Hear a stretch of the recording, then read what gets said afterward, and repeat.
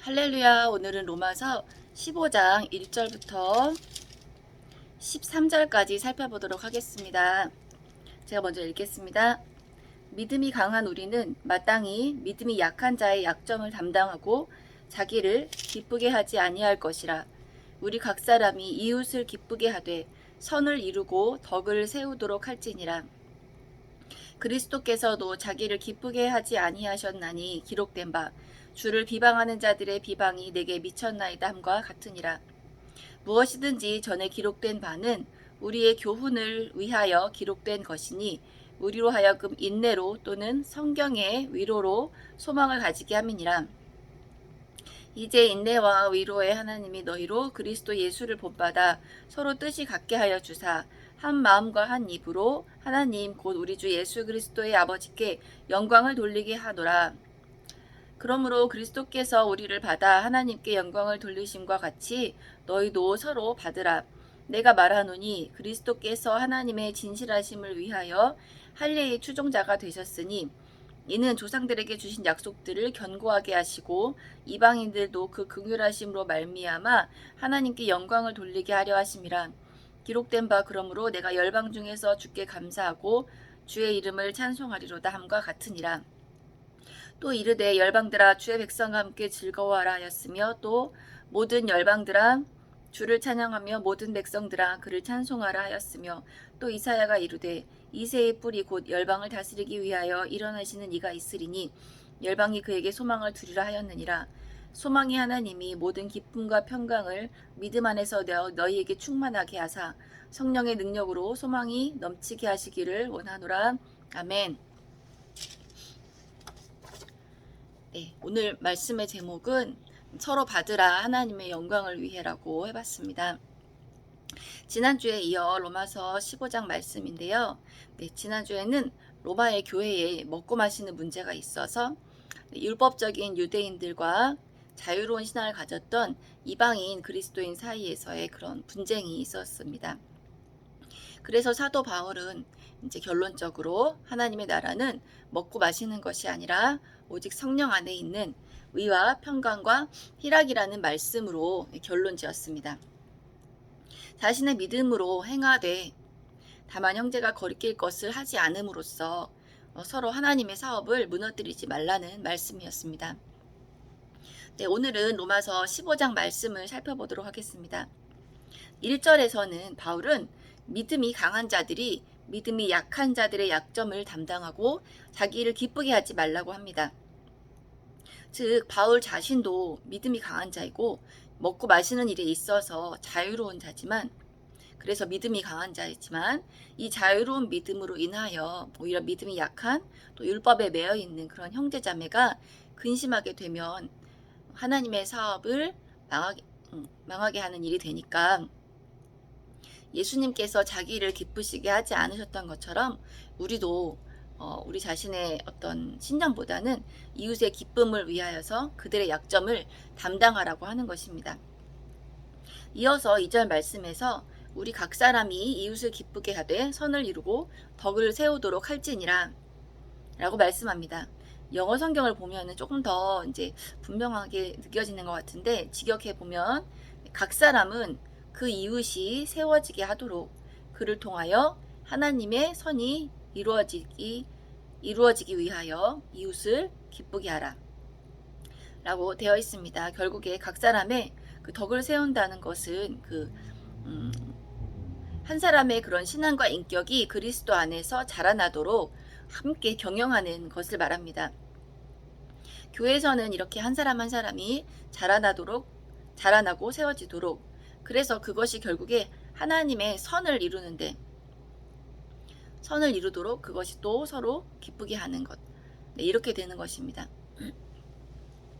기쁘게 하라는 것은 이제 감정적으로 서로 좋게 대해주라는 것뿐만이 아니라 서로 간의 어떤 그런 의미보다는 서로 간의 율법적인 문제로 이제 근심하게 되지 않도록 서로 기쁘게 해주라는 그런 뜻이라는 것을 문맥을 통해서 알 수 있습니다. 그리고 이어서 3절을 통해서 그리스도께서 우리에게 주신 모범을 통해 우리가 이웃을 기쁘게 해야 함을 말씀하고 있습니다. 그리스도께서 자기의 기쁨을 위하여 십자가에서 돌아가셨겠습니까? 십자가는 육신의 고통뿐만이 아니라 모든 인류의 비난과 저주와 죄악과 심판을 짊어지고 예수님께서 홀로 모든 고통과 버림받음과 또 조롱을 당하셔야 했던 자리입니다. 하나님을 떠난 인간의 죄악의 극치의 모습, 하나님을 대적하는 것. 이 하나님을 대적한다는 것은 이제 하나님을 떠난 것에서 더 나아가서 하나님의 존재를 부정하고 마치 영혼이 없는 것처럼 악하게 살고 자신을 지으신 창조주를 비방하는 것입니다. 시편 69편 9절에 나온 말씀을 살펴보겠는데요. 주의 집을 사모하는 열정이 나를 삼켰나이다.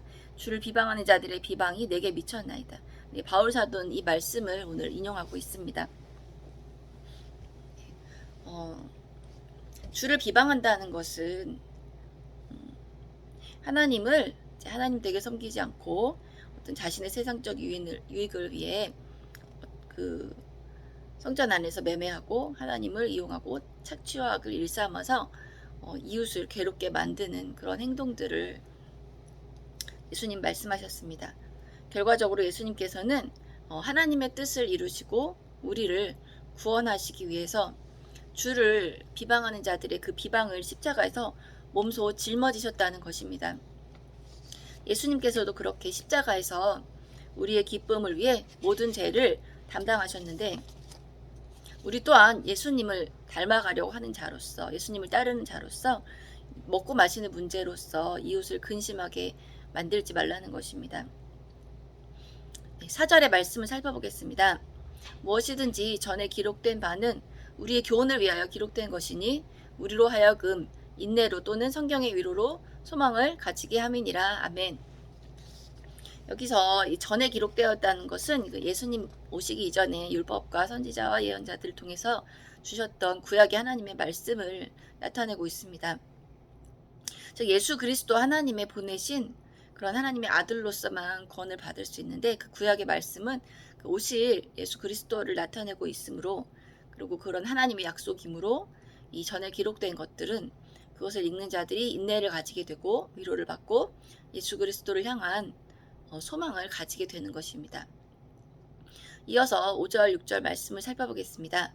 이제 인내와 위로로 하나님이 너희로 그리스도 예수를 본받아 서로 뜻이 같게 하여 주사 한 마음과 한 입으로 하나님 곧 우리 주 예수 그리스도의 아버지께 영광을 돌리게 하려 하노라. 아멘. 네, 즉 이제까지는 구약의 말씀을 통하여서 교훈과 소망과 위로를 통해서 인내하게 하셨다면 이제는 예수님께서 직접 나타나셨기 때문에 우리의 모든 구원 사안을 이미 이루셨고 예수님의 말씀과 삶을 통해서 우리에게 참 하나님의 뜻을 다 보여주셨습니다. 그렇기 때문에 우리는 그 예수님을 이제 직접 그 말씀을 듣고 눈으로 보았고 그 예수님이 어떤 분이신지 예수님을 통해서 하나님이 어떤 분이신지 알았기 때문에 그 예수님 안에서 한 뜻으로 하나가 될 수 있다는 것입니다. 그래서 6절 말씀처럼 이제 한 마음과 한 입으로 하나님 곧 우리 주 예수 그리스도의 아버지께 영광을 돌릴 수 있게 되는 것입니다. 하나님께서는 이렇게 그리스도 안에서 하나 된 우리가 하나님께 영광 돌리게 하는 것이 하나님의 가장 완벽한 뜻이고 계획이었던 것입니다. 그리스도인들은 한 가지 표대가 있습니다. 바로 예수 그리스도이십니다. 우리의 새 생명은 그분을 통해서 태어났습니다. 예수 그리스도의 십자가로 죽었고 옛 생명은 죽었고 예수 그리스도의 부활의 생명으로 다시 태어났습니다. 그렇기 때문에 이 영원한 한 생명을 가진 그리스도인들은 모두 형제 자매입니다. 각자의 개성과 은사와 상황과 비전은 다르지만 한 하나님이 주신 생명이기 때문에 죽었다가 살아났기 때문에 모두 새로 태어난 하나님의 가족인 것입니다. 그리고 그 하나됨을 통해 이루어진 최종의 결과는 모두 한 마음과 한 입으로 하나님 아버지께 영광을 돌리는 것입니다. 네, 하나님께 영광 돌린다는 것은 그럼 무엇을 의미하는지 조금 더 살펴보도록 하겠습니다. 하나님께 영광을 받으신다는 표현은 하나님께서 우리 인간들이 생각하는 것처럼 이렇게 자신을 높이시고 어떤 자신의 좋은 평판을 기대하고 그것을 받기 위한 아닙니다. 하나님은 철저히 이타적인 사랑을 가지신 분이십니다. 하나님의 사랑 자체가 서로를 위한 사랑, 하나님이 지으신 피조물들을 향한 끝없는 사랑을 가지신 하나님이십니다. 하나님의 존재 근원 자체가 사랑이십니다. 이 사랑이라는 넓고 무한하고 아름다운 이것을 한 단어인 사랑으로 표현한다면 그것이 하나님의 성품이고 하나님 자신 되신 것입니다. 남에게 해를 주지 않고 자신의 유익을 구하지 않고 상한 강대를 꺾지 않으시는 사랑입니다. 창조하시는 사랑이시고 또 조화를 이루어 하나 되게 하시는 그런 사랑입니다. 서로가 서로를 위하여 한 존재가 다른 존재를 위해 살아가고 하나됨을 이루는 것이 하나님의 사랑입니다. 신과 인간의 관계가 또 인간과 인간의 관계, 또 인간과 다른 피조물들의 관계가 분열과 다툼이 없고 하나 되어서 하나님 되심, 창조의 섭리를 알고 그 하나님의 사랑의 통치가 온전히 이루어지는 것이 하나님의 꿈이고 비전입니다. 우리가 그 하나님의 계획을 알고 하나님은 정말 우리가 하나님을 사랑 안에서 살기를 원하시고 우리가 하나님의 사랑으로 또 서로를 사랑하기 원하시는구나. 하나님 정말 우리를 이렇게 우리가 알 수 없는 그 측량의 깊이로 사랑하시는구나. 하나님 우리가 정말 행복하고 기쁘기를 원하시는구나라고 그런 하나님에 대한 어떤 오해와 편견 없이 하나님의 참 모습을 알게 될 때 우리는 찬양할 수밖에 없게 되고 그렇게 해서 하나님께 영광을 올려드리는 것입니다. 그리스도께서 하나님께서 인간을 그토록 사랑하시는 것을 아셨기 때문에 예수님이 그 하나님의 우리 인간 향한 그 사랑을 아셨기 때문에 우리를 받으셨습니다. 우리를 용납하시고 용서하셨습니다. 네, 우리를 받아 하나님께 영광을 돌리셨다는 것은 우리의 죄와 허물과 연약함을 다 짊어지시고 그 십자가에서 모든 죄와 죽음의 저주를 다 해결해 주시고 또 그 하나님의 사랑을 예수님께서 아셨기에 우리를 하나님께 돌이키게 하셨다는 것입니다. 그러함으로써 하나님의 사랑을 예수님께서 또 친히 나타내 보여주시고 우리가 하나님께 영광을 돌리게 된 것입니다.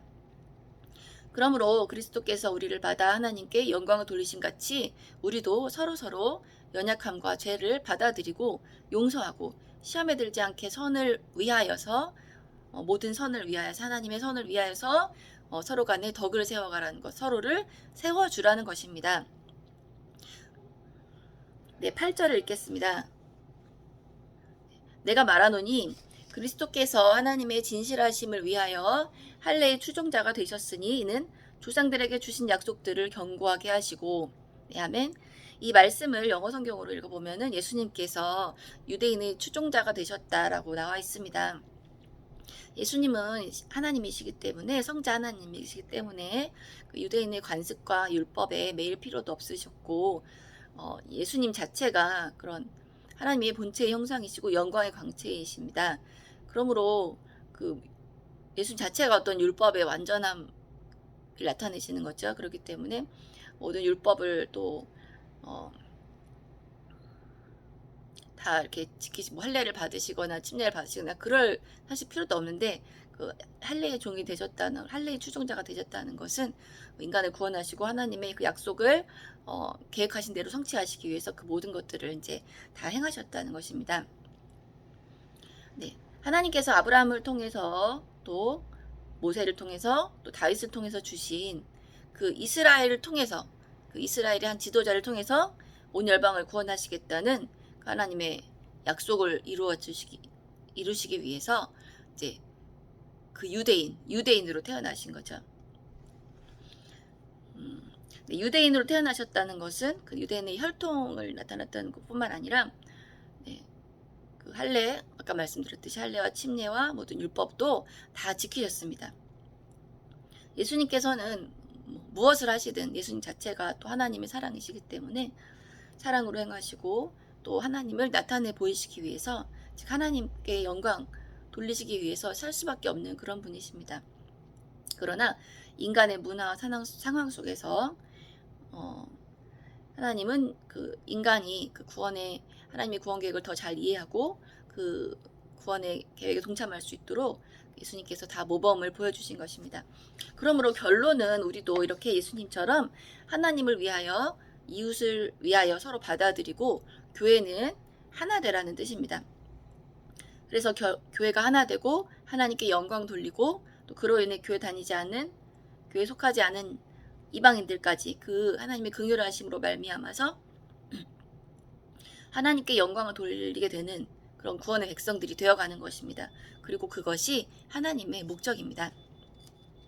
10장 10절 11절 보면은 열방들아 주의 백성과 함께 즐거워하라 하였으며 또 모든 열방들아 주를 찬양하며 모든 백성들아 그를 찬송하라라고 말합니다. 이미 열방들 즉 이방인들이 이렇게 주의 백성과 함께 주를 찬양하는 것은 지금의 이 로마 교회를 통해서 이루어져 가고 있고 또 앞으로 종말적인 그런 모든 과정을 통해서 이루어질 것입니다. 그것은 확실한 하나님의 약속이고 비전이고 계획입니다.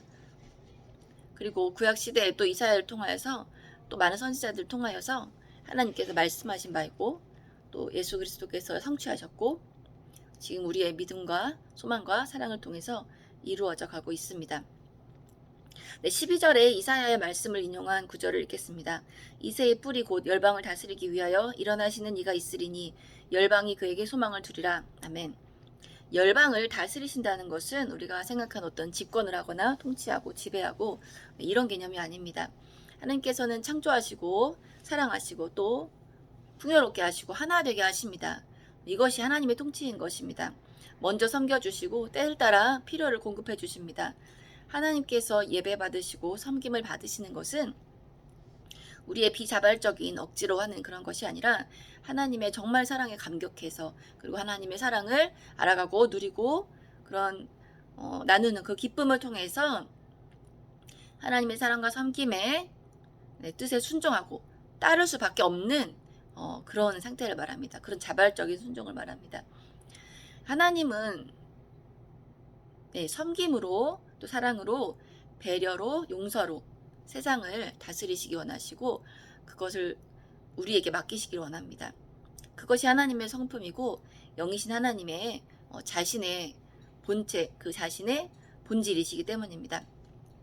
우리에게 때로 세상이 하나님을 떠나서 악하기 때문에 우리 악한 세상 속에서 살아왔기 때문에 그 어떤 세상적인 지혜가 먼저 앞설 수도 있고 인간적인 편견이 하나님을 향해서 있을 수도 있지만 궁극적으로 우리는 하나님께서 또 예수님께서 성령님께서 어떤 분이신지를 우리의 인생의 표대로 세우고 그 하나님을 알아가며 그 하나님을 알아감으로 영광 돌리며 살아가기를 계속 간구해야 할 것입니다.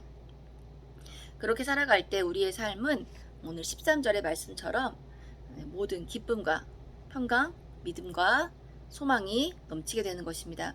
우리는 흔히 성령의 충만을 어떤 감정의 변화하고 일시적인 변화인 것이 아닌가라고 오해하기 쉽습니다. 그런 성령의 충만이 감정의 변화의 결과로 나타나는 것은 맞기도 합니다. 그러나 그것에 더 나아가서 우리의 영이 말씀과 성령으로 변화되면 우리 감정이 변화되는 것은 당연하고 우리가 그 확신 가운데 변화시켜 주신 감정 가운데 흔들리지 않고 거하게 되면은 결국은 그 믿음으로 인하여서 성령 하나님의 역사로 인하여서 하나님의 성령의 능력이 우리의 삶 속에서 우리의 현실 속에서 나타나게 되는 것입니다. 우리의 과거에도 영향을 미치고 현재 미래에도 그 성령의 역사는 일어나게 됩니다. 결국에 우리 변화된 삶으로서 하나님을 알아가고 하나님께 영광 돌리게 되는 것입니다.